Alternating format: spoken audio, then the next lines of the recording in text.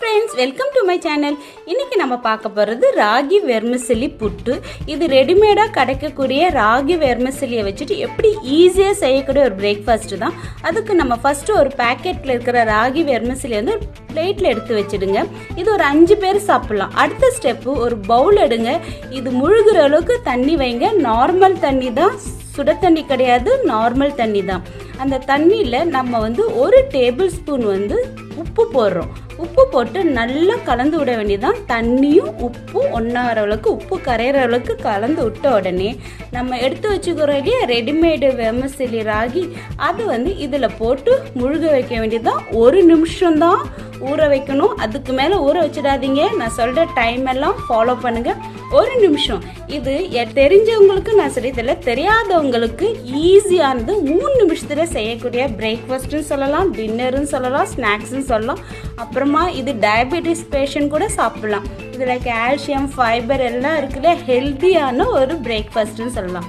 இது ஊற வைக்கிற டைமில் நம்ம அதுக்குள்ள அடுப்பில் வந்து மீடியம் ஹீட்டில் இட்லி குக்கர் இல்லைன்னா ஸ்டீமர் எடுத்துக்கோங்க. என்கிட்ட ஸ்டீமரும் இருக்குது, இட்லி குக்கர் இருக்குது. ஸ்டீமர் வச்சுக்கிறேன். அதில் உங்களுக்கு காமிக்கிறதுக்காக ஈஸியாக இருக்கிறதுக்காக வைக்கிறேன். 1 நிமிஷம் ஆயிடுச்சு பாருங்கள். நம்ம ஊற வச்சது அதை வந்து நம்ம வடிகட்டிடலாம். இல்லைன்னா இந்த மாதிரி நான் செய்கிற மாதிரி ஸ்பூனில் கூட எடுத்து இந்த தட்டில் இதை மாதிரி வச்சு கொடுக்க வேண்டியது தான். இந்த மாதிரி அழகாக வச்சு கொடுங்க. கையால் கூட எடுத்து வைக்கலாம்.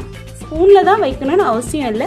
கையால் கூட எடுத்து பார்த்து வைங்க. சுடும் இல்லையா, இட்லி குக்கர் சூடாக இருக்கும் இல்லையா, அதனால இந்த மாதிரி எடுத்து வச்சுட்டு இது எல்லா இடம் ஒன்றா ஈவனாக ஆகிற மாதிரி இது பண்ணுங்கள். இந்த மாதிரி இல்லைன்னா நீங்கள் ஸ்ட்ரெயினர் கூட பண்ணிவிட்டு அப்படியே கூட இதில் கொட்டிடலாம். ஓகேங்களா?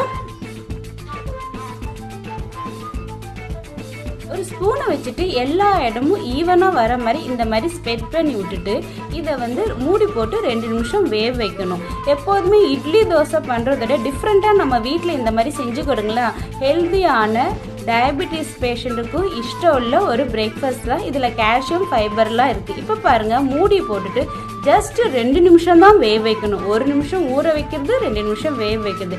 இப்போ பாருங்கள், 2 நிமிஷம் ஆனோடனே அடுப்பை ஆஃப் பண்ணிவிடுங்க. நமக்கு சாஃப்டான பொலன்னு கிடைக்கிற ராகி வெர்மிசெல்லி புட்டு ரெடி ஆயிடுச்சு. இது வந்து ஒரு பவுலில் ட்ரான்ஸ்ஃபர் பண்ணிவிடுங்க.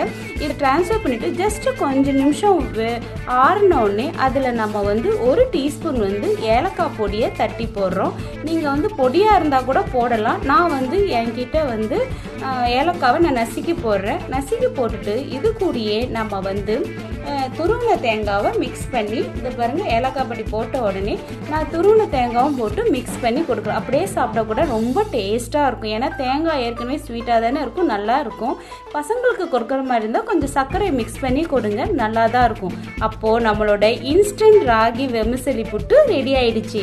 அப்போது எப்போதும் சொல்கிற மாதிரி தான், உங்களுக்கு என்னோட சேனல் பிடிச்சிருந்தா லைக் பண்ணுங்கள், கமெண்ட் பண்ணுங்கள், சப்ஸ்கிரைப் பண்ணாதவங்கள சப்ஸ்கிரைப் பண்ணுங்கள். Thank you friends.